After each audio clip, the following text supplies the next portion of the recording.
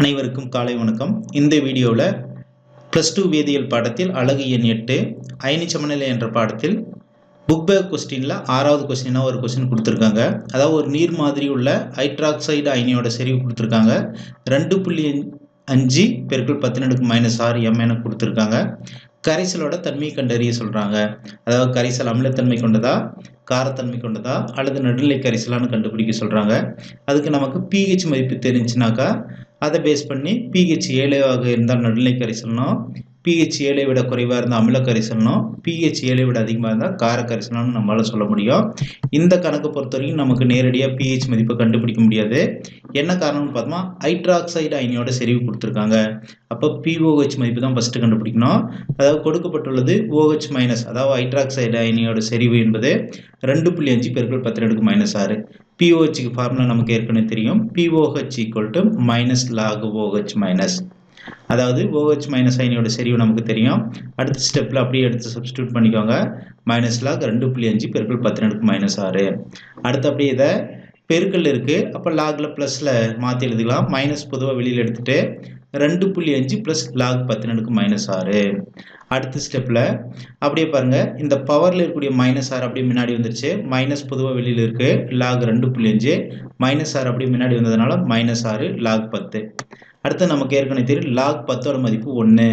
அதாவது 2 டிஜிட் இருக்குது, 2 ஸ்தானம் இருக்குது. அதனால் 1. லாகில் 10க்கு நேராக பார்த்தோம்னா, லாக் டேபிளில் 10க்கு நேராக பார்த்தோம்னா 000ன்னு வரும். அப்போ log 10ஓட மதிப்பு 1. அப்போ log 10ஓட மதிப்பு 1. அப்போ 1 × r = 6ன்னு வந்துடுது. அதாவது pOH மைனஸ் பொதுவாக வெளியில் இருக்குது. log 2.5 -6. அடுத்து மைனஸ் அப்படியே உள்ளே பெருக்கிக்கோங்க. -log 2.5 +6. மைனஸ் இன்ட்டு மைனஸ் ப்ளஸ்ஸாக மாறிடுது, +6. அடுத்து லாக் டேபிளில் 2.5ஓட மதிப்பு கண்டுபிடிக்கணும்.